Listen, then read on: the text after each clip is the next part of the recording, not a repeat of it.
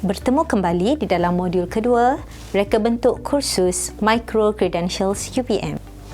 Di akhir modul ini, peserta boleh menyediakan proforma pembangunan kursus MCUPM dan proforma perancangan pengajaran kursus MCUPM, mengenal pasti model timbunan, lencana digital dan sijil mikro kursus MCUPM, serta mereka bentuk kandungan kursus MCUPM.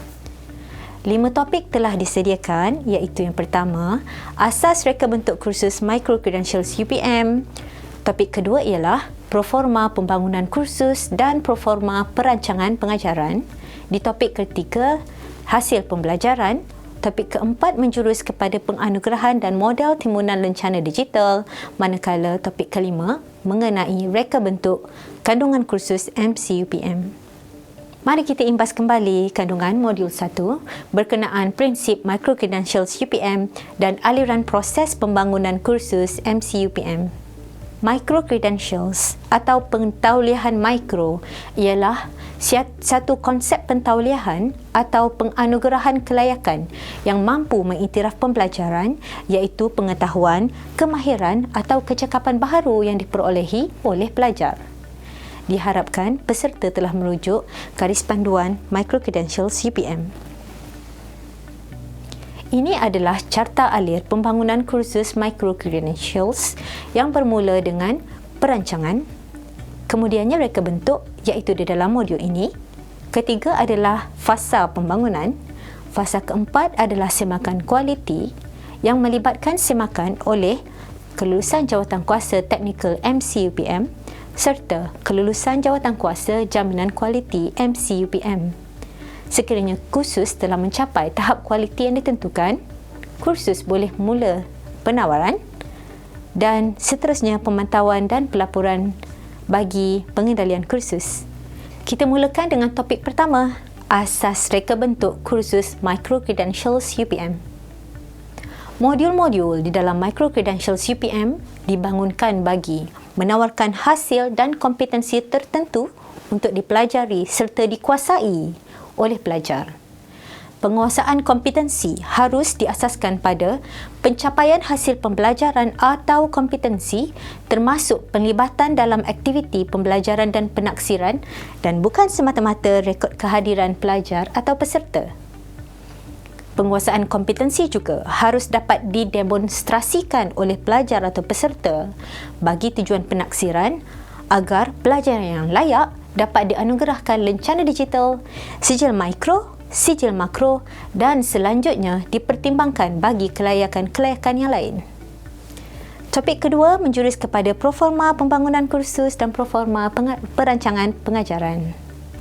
Proforma pembangunan kursus perlu disediakan sebagai panduan dan perancangan pembangunan kandungan kursus yang akan disediakan.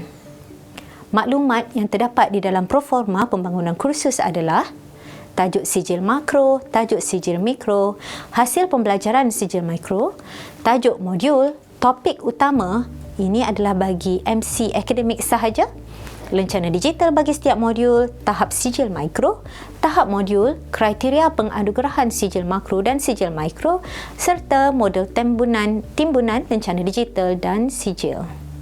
Ini adalah contoh rangka kursus daripada program akademik UPM yang telah mendapat akreditasi, iaitu kursus anatomi kayu. Anda mungkin biasa melihat gambaran ini kan?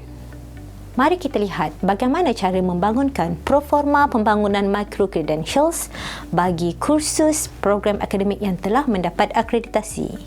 Seperti yang telah saya terangkan tadi, proforma pembangunan kursus Micro Credentials anatomi kayu memerlukan pembangun untuk menyediakan dan menentukan model timbunan sijil mikro, sijil makro serta lencana digital yang perlu diberikan berdasarkan kompetensi yang dikuasai oleh pelajar. Bagi kursus MC akademik, hasil pembelajaran haruslah diambil daripada sebahagian kompetensi yang boleh dicapai melalui rangka kursus daripada kursus di dalam program akademik yang berakreditasi. Kandungan modul di dalam kursus MCUPM adalah berdasarkan sebahagian kompetensi daripada kandungan kursus di dalam program akademik berakreditasi, Contohnya, pemetaan daripada bab di dalam rangka kursus, topik yang dipetakan kepada lencana digital dan topik utama yang akan disampaikan melalui modul MCUPM. Pemilihan topik adalah berdasarkan hasil pembelajaran modul dan sijil mikro. Tajuk lencana digital pula adalah bersesuaian dengan kompetensi atau subkompetensi yang boleh dicapai apabila pelajar melengkapkan modul tersebut. Mari kita lihat proforma pembangunan micro-credentials kursus mandiri. Anda dapat lihat perbezaan di dalam jadual ini. Terdapat 3 lajur, manakala bagi kursus MC Akademik terdapat 5 lajur yang perlu disediakan. Bagi kursus MC Mandiri, modal timbulan lencana adalah direka bentuk oleh fakulti, sekolah, institut atau pusat dengan mengambil kira standard dan amalan dalam bidang profesional selain perbendaharaan ilmu dalam disiplin tertentu. Kita lihat pula proforma perancangan pengajaran kursus. Proforma ini disediakan sebagai panduan dan perancangan pengajaran. Maklumat yang perlu disediakan adalah tajuk sijil mikro dan sijil makro, tajuk dan hasil pembelajaran modul, tahap modul, kandungan modul, aktiviti dan penaksiran bagi mengukur pencapaian kompetensi pelajar di dalam modul tersebut. Jumlah jam pembelajaran pelajar juga perlu dikenal pasti.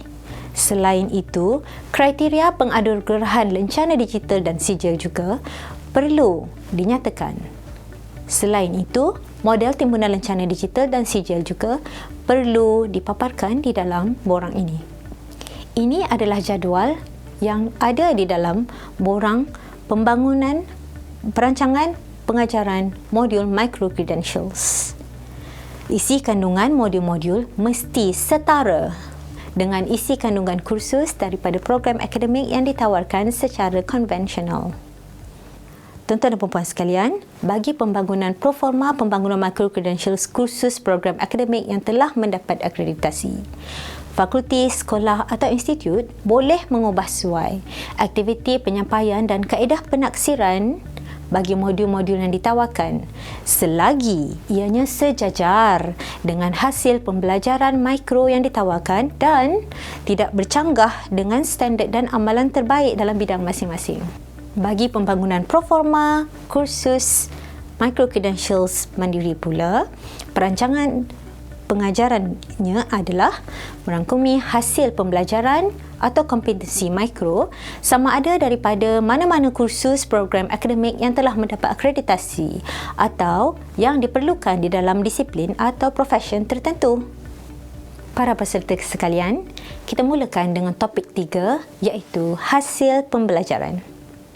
Hasil pembelajaran kursus MC Akademik harus menawarkan satu daripada hasil pembelajaran kursus atau terdiri daripada beberapa hasil pembelajaran mikro. LO bagi kursus MC Akademik harus merangkumi pengetahuan, kemahiran dan sikap tertentu dengan pemberatan sama ada terhadap pengetahuan atau kemahiran.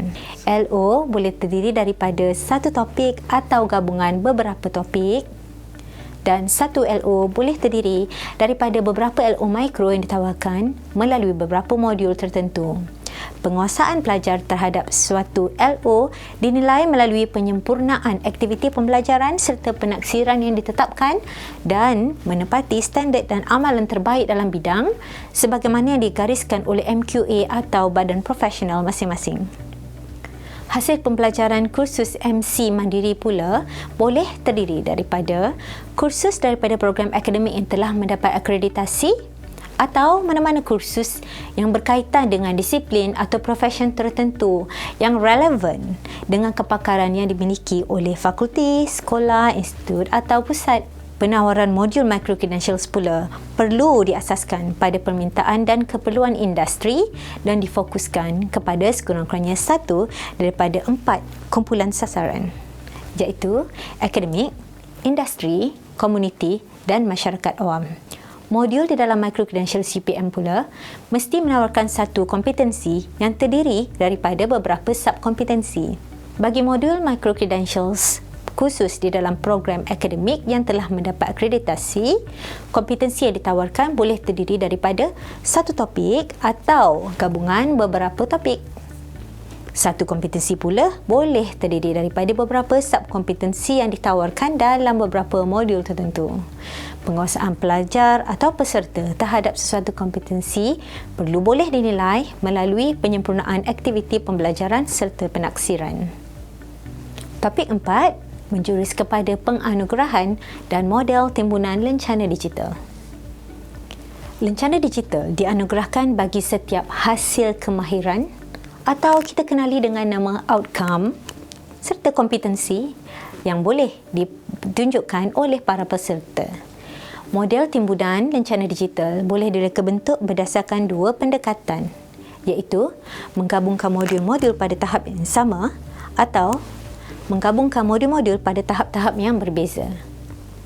Timbunan beberapa lencana digital menghasilkan satu sijil mikro. Timbunan beberapa sijil mikro melayakkan penganugerahan satu sijil makro dan seterusnya boleh membawa penganugerahan diploma atau ijazah yang kesemuanya bergantung kepada model timbunan yang dibangunkan oleh fakulti, sekolah, institut atau pusat.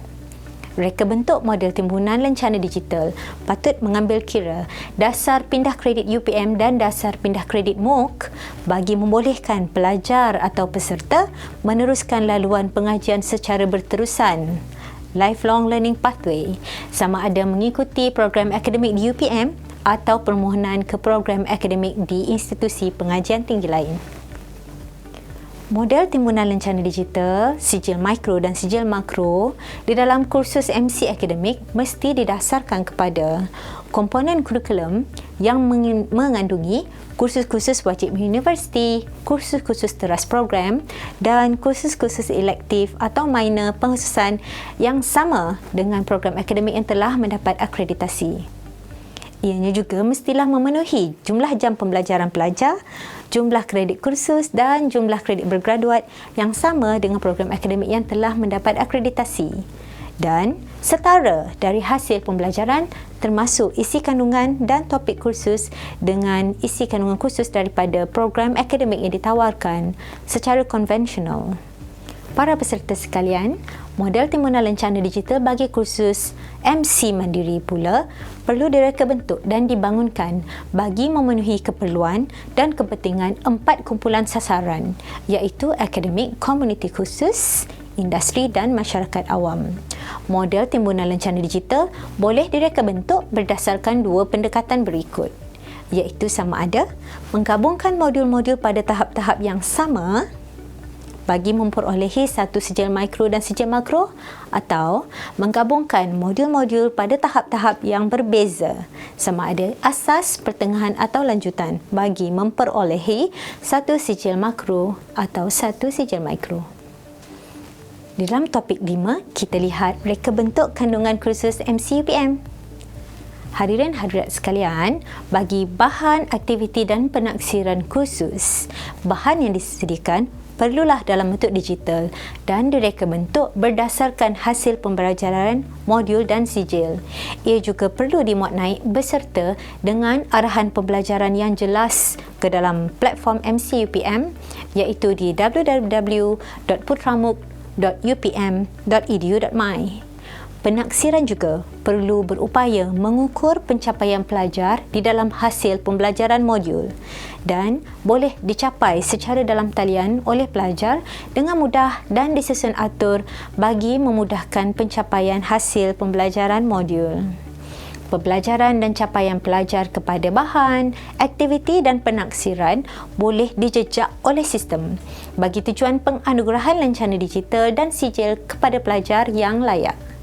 Pencapaian kompetisi pelajar juga perlu boleh diukur dan lencana digital serta sijil mikro dianugerahkan berdasarkan pembelajaran yang dilengkapkan melalui akses kepada bahan, pelibatan pelajar di dalam aktiviti dan skor minimum penaksiran. Ini adalah senarai item pembelajaran yang boleh digunakan bagi pembangunan kursus MCUPM. Sebagai kesimpulan, kandungan kursus MCUPM perlu direka bentuk berdasarkan hasil pembelajaran sijil makro, mikro dan modul. Membangun perlu melengkapkan proforma pembangunan kursus dan proforma perancangan pengajaran kursus. Kandungan kursus MCUPM perlulah dalam bentuk digital dan dibuat naik ke dalam platform MCUPM. Pencapaian kompetensi pelajar perlu boleh diukur dan lencana digital serta sijil mikro dianugerahkan kepada pelajar berdasarkan pembelajaran yang dilengkapkan melalui akses kepada bahan, pelibatan di dalam aktiviti dan skor minimum penaksiran. Sekian, terima kasih. Jumpa lagi di modul seterusnya.